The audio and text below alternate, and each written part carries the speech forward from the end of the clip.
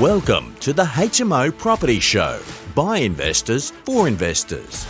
Brought to you by the HMO Property Co, Australia's leaders in impact investing. Investments made with the intention to generate a measurable, beneficial social or environmental impact alongside a positive financial return. Catch us weekly as we discuss all things cash flow positive property investing.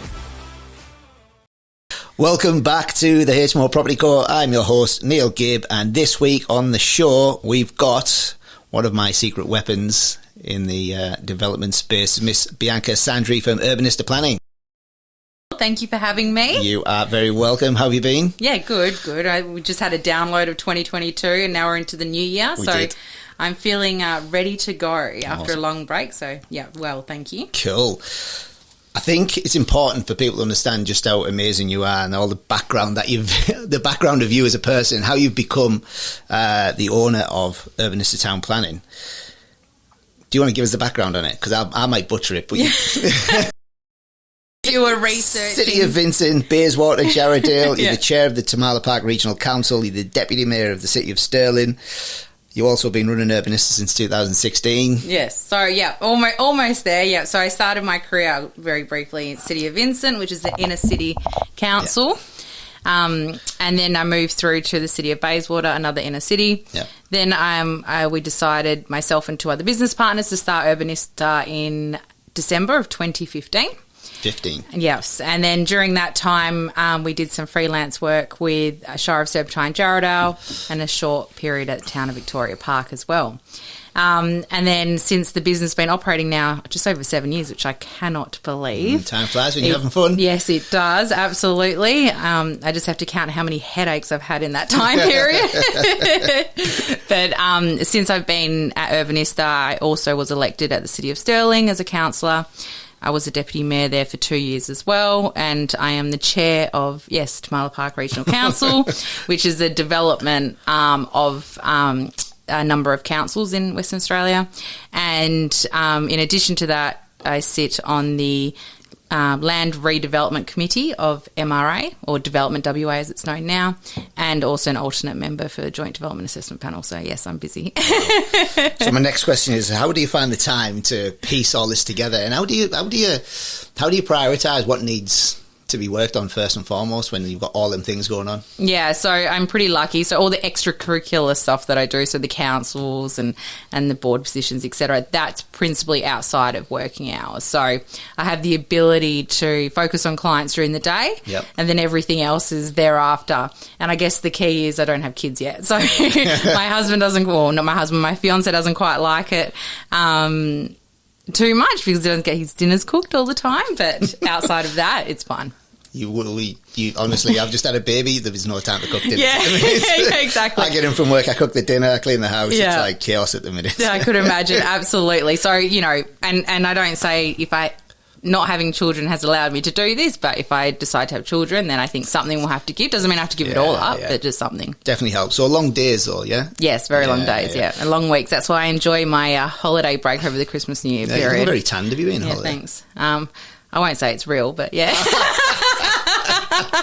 I need to look bronze. Also, a 40 under 40 winner as well from Business News. Yeah, so 40 under 40 winner, thank you. That was in 2018 or 2019 from memory. No, I think 2019 or 2020. No, 2019. And then last year I was in the Power 500 for Business News. That was their inaugural edition of getting all the who's who in WA into one book. So that was a nice surprise as well. Thank you. Well done. Well done. Yeah. So that was good. Happy about that. Yeah. And all this has come in 7 years, yeah? Yes, really pretty much. From starting Urbanista. Yeah, pretty much. Incredible. Yes. Yeah. And some of the projects that you're working on now, we've been speaking about the Timber Tower. That's going C6. up 2 streets away from where we are recording this podcast right now. Mm-hmm. That's going to be the tallest timber tower in the world, is That's that right? right. Hybrid timber tower, yes. And it's going to be in South Perth. Yes. And you are the town planner on that project. Yes. That is a remarkable project with a client who is a visionary. and it really will push the barrier in terms of building big buildings in Australia and across the world. So, yeah, it's exciting. What sort of complexities did you come up against in that one? Well, it's still under assessment, so we haven't got approval just yet, but I'm hoping that we'll get approval very shortly. But look, the complexities always are the number of layers that are in the planning system. So that includes the State Design Review Panel, where you sit in front of a group of architects and they pretty much critique the design. Yep. Then you have to deal with that. Then obviously going through the council process, advertising, the numerous requests for further information, things like that. Naturally, with a large building like this and one that is different because it is timber for the most part, it does, perk people's ears and, they need to get their head around that. Yeah. Yeah. Do you think it's going to get approved? I do. It's got to, hasn't yes. it? Yes. With you on the team. Yes. Absolutely. Yeah. So a lot of people, we're seeing a lot of interest at the minute from people over east, Sydney, Victoria, Queensland. Their town planning and our town planning are a little bit different. Am I right in saying that? Yeah, Victoria, I'm familiar with the Victorian system. Similar, but we are more bureaucratic and more political. Yes. Yeah. That's what I was going to say. The process for getting a subdivision approved in their neck of the woods is a lot different to our neck of the woods. Is that right? Yeah, that's right. And same with their development applications. And the difference is, one very pointed difference is that the eastern states have third-party appeal rights. Yep. We do not have third-party appeal rights here in WA. What does that mean? So that means that let's say you're in Victoria and a neighbour doesn't like the development that has been approved, they can actually take you to the tribunal. Right. Whereas here in WA, if a neighbour is aggrieved with an application, the point in which they can get involved is through the consultation process. But that's really the extent of it. They get to have deputations at council or JDAP, and I'm sure we'll speak to that shortly. But that's really the extent of their involvement, and they can't appeal a decision that's been given unless there's legal grounds and they go to the Supreme Court, which there was a very famous one around here in South Perth as well. But, yes, that's probably the biggest difference. Yeah. What about the time frame and getting a subdivision approved as well compared to WA? Well, WA takes 90 days from lodgement. Yeah. So it is, and, for the most part, the department does try and stick to those time frames. Yes. Obviously... Is there a reason for that? Is it 3 months? Yeah. I'm not sure. I mean, that's the 90 days is pretty much a statutory time frame for most things in planning. Yep. It doesn't mean that everyone abides by the 90 days. It just means that once the 90 days has concluded, it's what's called a deemed refusal. So unless it is approved, it sits in no man's land, and you have the opportunity as an applicant to appeal that to the tribunal. But in most instances you don't, because you're going to get an outcome. It's just a matter of time. Yeah. And you wouldn't go through that process if you knew you were going to get an approval. But yes, so the subdivision process is, in my opinion, fairly easy. It's just that you have to find the right sites and make sure you're buying something that can be subdivided and that they're regular shapes. If you start looking at sites that have small lot sizes or irregular shapes, and we saw one recently about that. Yes, that was an interesting one. I think that had both myself and another town planner stumped on how that got approved. But in those instances, there's other factors which you might need a development application or conditions on the subdivision. Yeah. So it really depends. So for the listeners as well, the difference between a subdivision and a development application, two different things, yeah? Yeah, that's right. So subdivision is dividing land, and subdivisions you apply to the Department of Planning, Lands and Heritage or the West Australian Planning Commission. They're interchangeable, essentially same department, just labelled differently. But with a development application, in most instances, you're applying directly to a council. So a City of Perth, a City of Stirling, a City of Vincent, whoever it may be. Who determines that thereafter is, I'm sure, what we'll speak about shortly. A WAPC takes 90 days. Development application through council generally takes 60. In 60 days if it doesn't need advertising. But you could almost guarantee in most instances advertising is required, so 90 days. Right. Now, this is where I was talking about the 90 days and whether people stick to that 90-day time frame or not. Councils tend to go over the 90 days on the more complex applications. And that is where, as a consultant with the client in consultation, discuss whether we continue to give them additional time or whether we go through to the tribunal. But in most instances, you'd give the additional time because you're going to get the approval, and the tribunal can be a tricky place at times. Yes. Now, does DA need WAPC approval to be approved, or does one need the other to be approved? Okay, so the only time... Now you're asking a tricky question, and this might confuse the listeners, but I will give one point out there for whoever is listening, is that if you have applied, let's say, for example, 4 townhouses on a lot, and you've called them group dwellings, and you've applied to the City of Joondalup and had them approved. There's no common property, but they're group dwellings because they're all on one lot and you're going to build them. Mm-hmm. That got approved through a development application, that's fine. But before you go through to your building permit, you decide, actually, I'm going to subdivide the lots because maybe you need financing for the individual lots or whatever it may be. Mm-hmm. And then you get that subdivided through WAPC.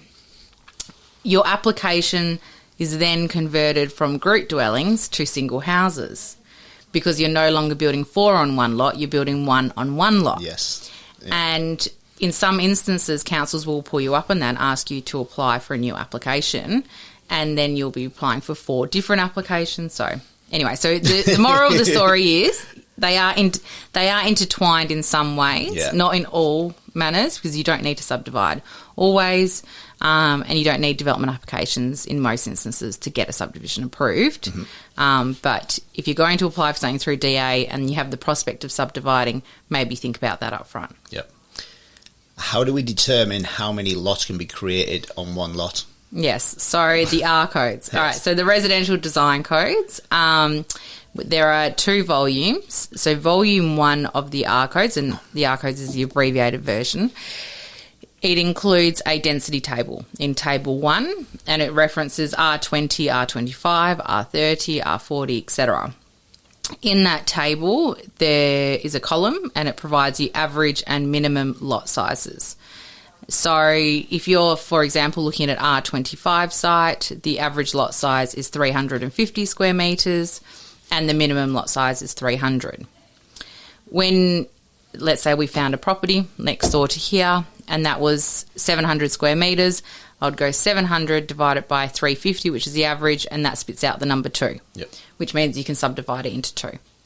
If it spits out a number like 1.89 or 1.95, then maybe ring your town planner and see whether you can get it through.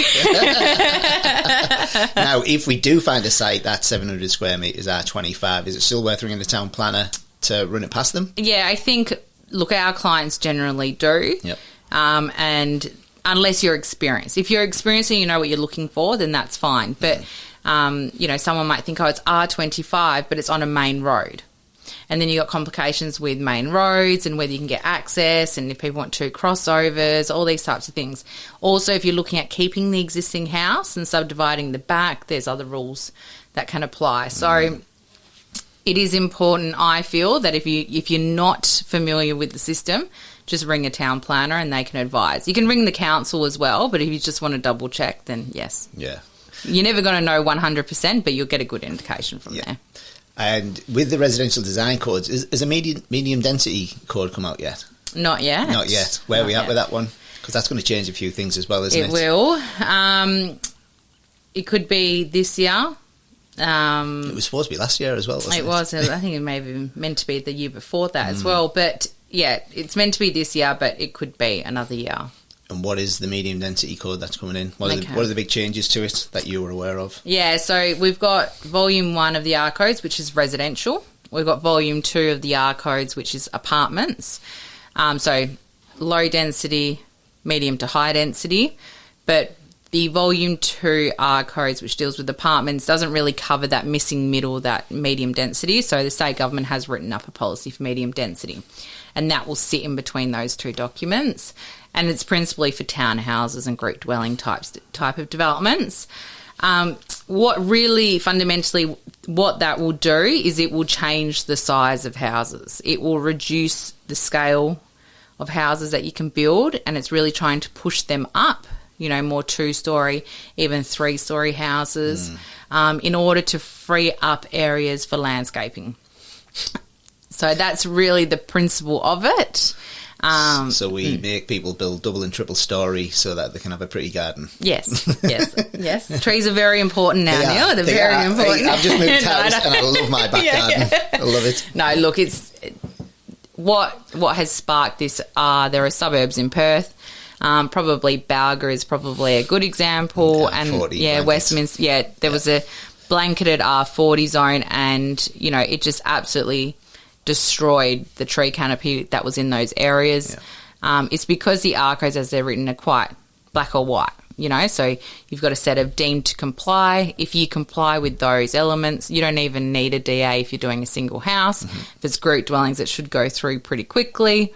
And if you're varying an element of it, then you assess it against a set of objectives. And in most instances, we can justify that unless you're really going outside the box. Wouldn't do that. Never. Never. But, so it's been delivering poor built form outcomes. Yeah. Yes. And that R40 blanket zoning that went through Balga as well, it meant everybody ended up building the exact same thing. Correct. We have an oversaturation of the exact same product right through the suburb. Yeah, and it was and what happened at the same time is that the density, in terms of what I was talking about, minimum average lot sizes, they had all been adjusted as well. So it meant that more people could subdivide. It meant that people could have apartments in areas where there was a lack of transport, etc. And it was also in a period where the architecture of those types of developments were very similar. So you weren't getting any differentiation between developments. It's a very vanilla looking suburb. It is. And, lack of, verge trees, etc. So I guess they're taking the worst case scenario and trying to resolve it. But I do think the Perth property scene has changed a lot since then. And, in fact, the built form outcomes that we're getting now are a lot better because the consumer demands that. They're no longer going to be comfortable with buying what they were offering before. So people have changed anyway.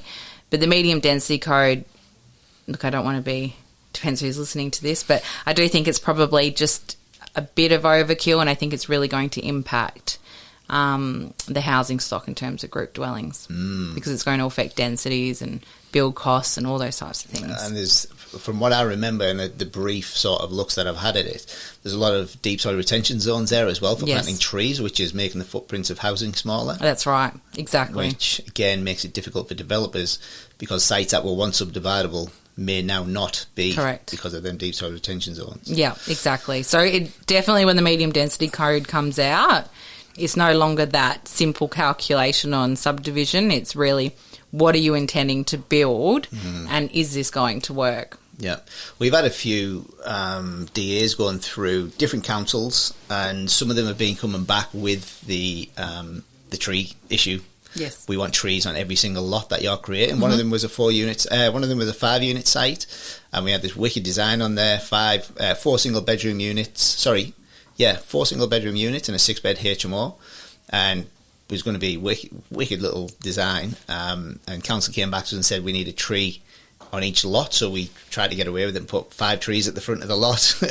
They were like, no, we want one in each lot. So we ended up having to redesign everything and change the plans, and made it really difficult. And a lot of councils have that policy now. So I think actually City of Stirling was the first to put it in their scheme. Yeah.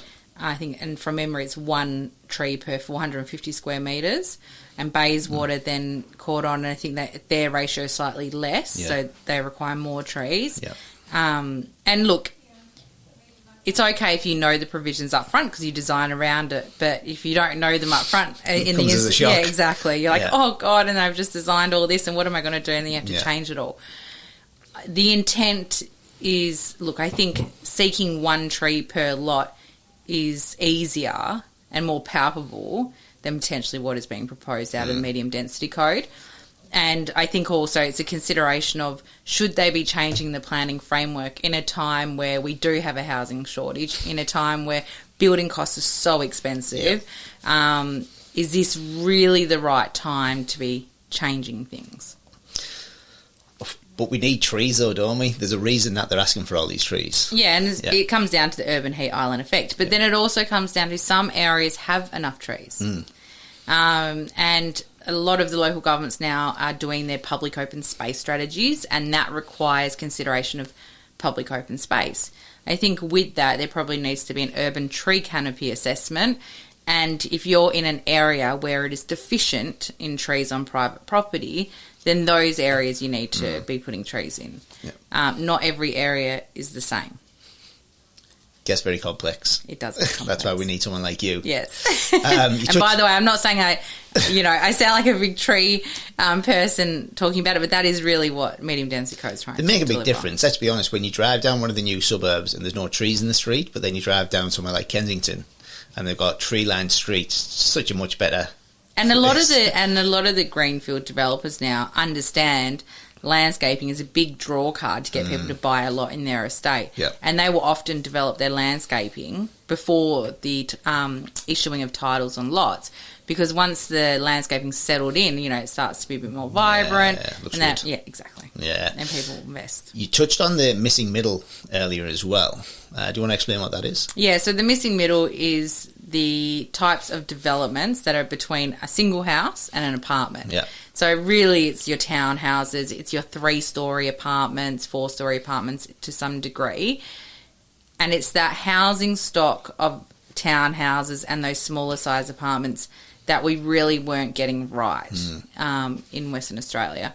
But now with Volume 2, the apartments have come so far, and the developments that are going through are really good, and the consumers, I think, are willing to pay for that quality. The townhouses, there are a lot of really good designs of townhouses coming through as well, and that's not even due to a change in planning framework. I think that's just where the market's going. But equally, there are also still some not so ideal developments, which maybe the medium density code is seeking to address. But I do think the medium density code will change so that it was advertised, and I think it will change since that advertised document. Right. I think there's been a lot of pressure from the industry. Yes. So the missing middle could become a thing of the past eventually. Yes. And that's the plan. And you need that. You need choice. Yeah. But with the urban infill targets that government have set out there as well, the closer we get to the CBD, the smaller the blocks become, which means we need to go vertical anyway. That's really the position that they would like to take. And look, a perfect example of that is Stirling Highway in the city of Nedlands.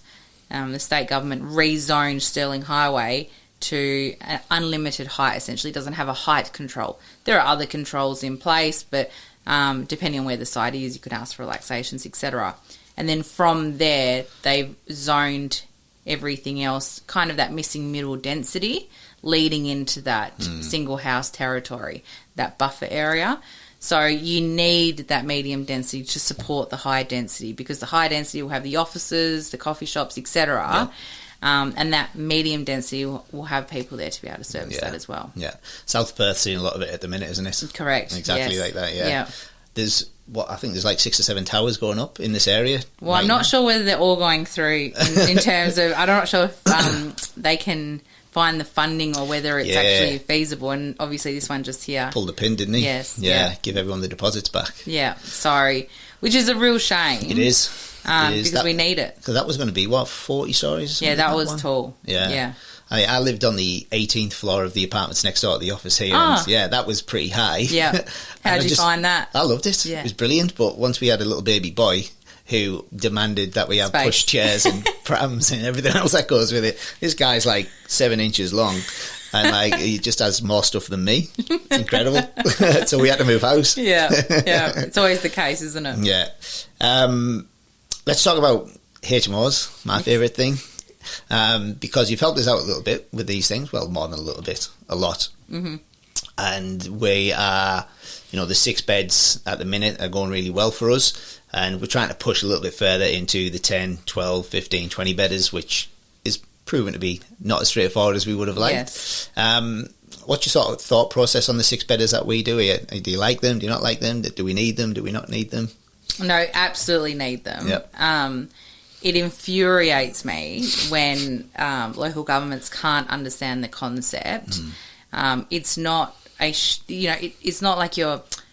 Okay, let me take a step back. Let's say, for example, I had a single house and I happen to have 5-6 bedrooms in it. It's my choice as an owner if I want to rent them out individually, each of the bedrooms. That's not illegal under the planning requirements. You can't have more than, I think it's 6 or 7 people unrelated. It's 7 or more, unrelated. You're not meant to have in a house. Yeah, six unrelated or less is in a house. Yeah. So 6 is fine. 7 or more, it's deemed a lodging house under most health local laws and planning which is requirements. From 1915 or something, 1925. Yeah. About 100 years prior to my birth. Yeah. So it's up to date then. Yeah. Super. So look. So in terms of that, I don't really see the issue. But obviously, as planners, it comes across the planner's desk. Oh, so many bedrooms in a house. I wonder what's going on. But it could be for intergenerational. It could be for people that just need to rent a room. It's what we need. We have a rental shortage. Yep. We need to figure out how to deal with that. And you haven't had any problems with them. No. There's been no complaints from neighbours. The management of them are perfect. They're great neighbours to have because you've got more passive surveillance and, they're not partying because there's no, they can't have a party there because they'll upset their roommates essentially. Exactly. So they're actually quiet. I don't understand what the issue is. So I think they're great and I think it's innovative and it's certainly what we need. Yeah. It's just the NIMBYs, isn't it? Oh. Not in my backyards. Do you come across them very often? What do you think? Look, I mean... Obviously, we've had a couple of interesting conversations with councils and the feedback's always been the perception of what we're trying to create. Correct. Their perception, not our perception. Yes. And obviously working with you and putting together the cases that we did. At one point, we didn't think one of them was going to go through and we were blown away when it did actually go through, and that was great team effort. So thank you for that. No, that's okay, of course. And look, it really... It is because as planners... and I'm just generalising, but as planners, we have to assess what the impact's going to be. We have to assess the amenity considerations of something. And if you haven't dealt with it before, you haven't seen it operate, or you can go back to examples that you've previously dealt with, like a lodging house. But it's nothing like that, and trying to explain that, and that's why now we've got a whole pack together. Every time someone wants to challenge us on it, here you go, and come back to me and let me know what you think. And in most instances, we've been successful. I don't think we've had an issue yet, although I think we've got one to come shortly. There's always something around the corner, isn't there? Exactly. But, these are the challenges of trying to push the bar. It's the same with C6 down the road, hybrid timber tower. Yeah. It's getting consultants and getting government agencies to understand that timber is not actually flammable when it's treated in the way that it is required to be treated for such a building. It's actually not any different to concrete, steel, etc. So different setting, but same challenges. Trying to get people to understand. And it's all about surrounding yourself with the right people, isn't it? Yeah, that's getting right. that A team. Yeah, you do, and that's really important. Yeah, without that right team, without the people that I've got surrounding me right now, we wouldn't be doing what we're doing. Yeah, 650 beds. 650 tenants. I know you just told me that before. It's just absolutely wild. From where, and I was just saying to Neil before we jumped on to the podcast that from where it started to where it is now, it's just unbelievable. And and I believe in the product, so I certainly knew it was going to grow, but it's certainly grown exponentially, which is great. Thank you. We spoke about DAs and not getting approval. Can we talk about mediation and SAT process? Sure. Yeah. So SAT appeals, we deal with a lot of them. It's not because we get things refused, but often people will come to us after they do get a refusal, and they didn't engage a town planner to start with. So the tribunal process really is you lodge an application. There's no time frame, by the way. So, it really depends on how busy the tribunal is at that point and how busy the applicant. And so the applicant is always yourself.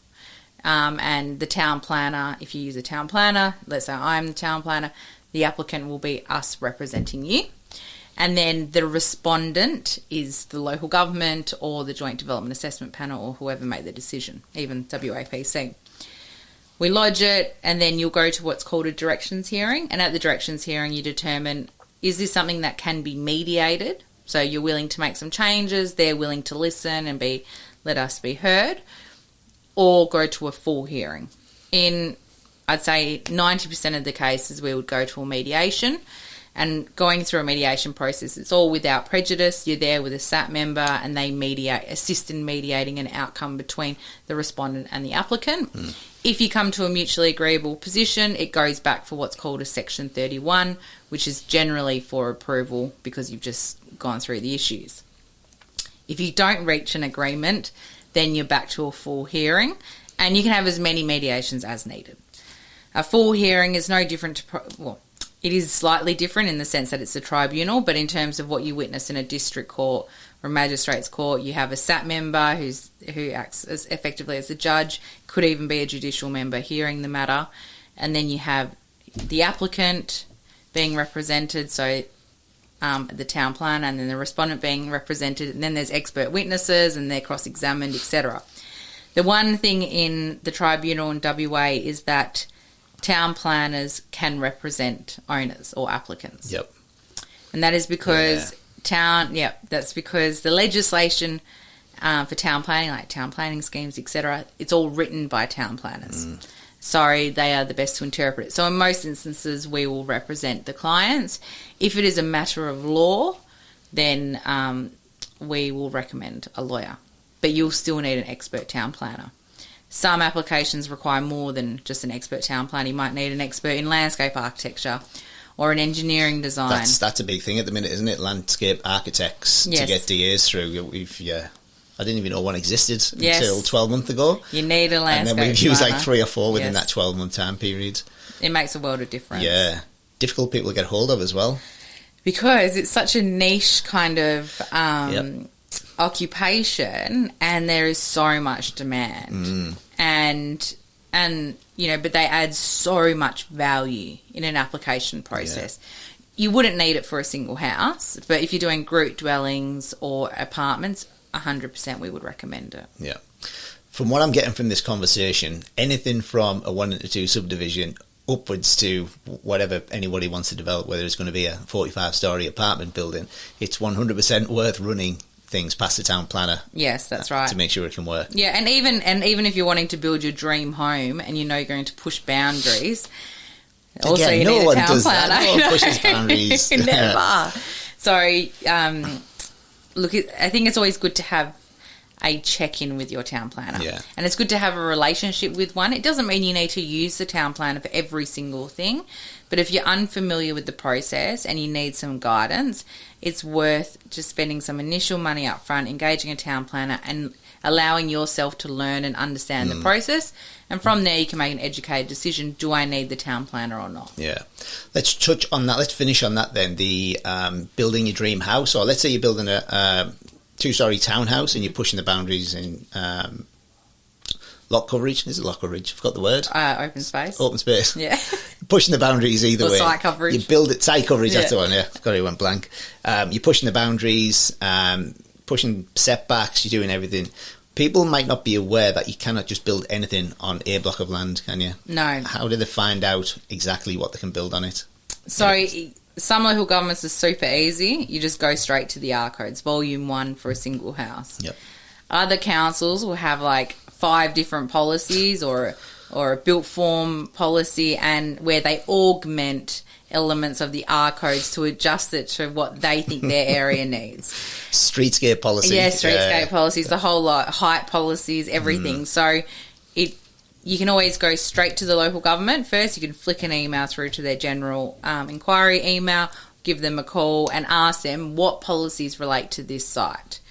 But then, to be honest, if you're unfamiliar with the process or the system, reading it would probably be like, oh my gosh, what am I reading? This is like hectic. Yes. And at that point, you can ring a town planner. And most designers will know. And if your designer or an architect does not know, then they'll engage a town planner. It's not just well. reading them policies, it's actually finding them on the website as hard. well, isn't it? Yeah. It's hard, which is why I send an email, get them to send them to you. Yeah, and sometimes you might not even know that policy exists, so how do you look for something that you don't know is even there? The other good way is most councils will have the intramap system, and if you click on a property under the planning layer, that will pick up policies that are applicable to the site. Not all of them are as advanced as others, but that sometimes gives you an indication. Then you've got other complications. Are you in a bushfire-prone area? You think, oh, great, I'm buying across from a park, magic, how enjoyable. It costs you another 40 grand to build and then this. realise, oh my gosh, when you're going through the DA process, I'm in a bushfire-prone area, and then you have to change elements of it. So if you are wanting to look at that types of things, the other good tool is Plan WA, and that's the Department of Planning. That is a good website. Yeah, mapping tool, and you can click all sorts of layers, and it's free, and that can tell you if you're in a bushfire prone, contaminated, whatever it may be. Yeah, cool, awesome, Bianca. It's been an absolute pleasure catching up with you today. Thank you for having me. Last question I've got for you though before you go: if you had $1 million to invest now, what would you be investing in, and why? A holiday. Some time off, recharge the batteries. No, okay. So if I had $1 million, what would I invest in? HMO. Would you really? Yeah. Would you? Yeah. Awesome. Yeah. Because ultimately, being able to build houses like that, I have a real passion for intergenerational living. And I feel that HMO properties have the ability to be intergenerational and also service the market when that's not needed for people who need accommodation. And it's not, we don't have, our planning framework doesn't allow us to have that expressly. So it is certainly, something to consider. I mean, my partner would say something completely different, something commercial minded or whatever. But well, commercials, but for a long time, commercial was the only thing to get good deals on, wasn't it? But we've got HMO come through. NDIS is making an appearance in Western Australia now. You see much in the NDIS space? A lot, yes. A lot of clients are pushing NDIS. Recently just saw a development built out in Leederville by a client. Originally had it approved as apartments, but converted it to NDIS. Amazing quality. Really humbling to see that we're not delivering subordinate type of housing. Quality accommodation. It's actually quality, and it's what you or I could buy. And that was really good to see. Yes. Bianca Sandri, it's been a pleasure catching up. Let's do it again when the medium density code comes out. Oh, gosh. Tear it to shreds. Thanks, Neil. Appreciate it. Thank you. See you. Thanks for listening. Make sure you tune in the same time next week so you stay up to date with all the cash flow positive property updates.